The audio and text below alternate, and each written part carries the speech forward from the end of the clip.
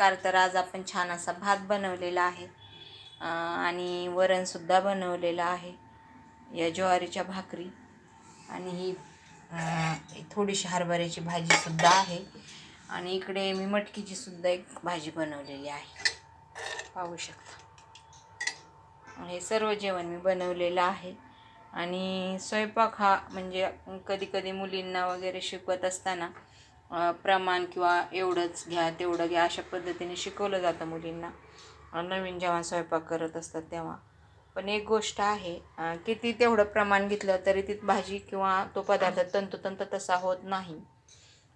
तर जेव्हा खूप वेळा स्वयंपाक करण्यात येतो किंवा त्याची प्रॅक्टिस होते, तेव्हा अगदी अंदाजसुद्धा म्हणजे स्वयंपाक अगदी सहज बनवला जातो आणि तो छानसुद्धा होतो.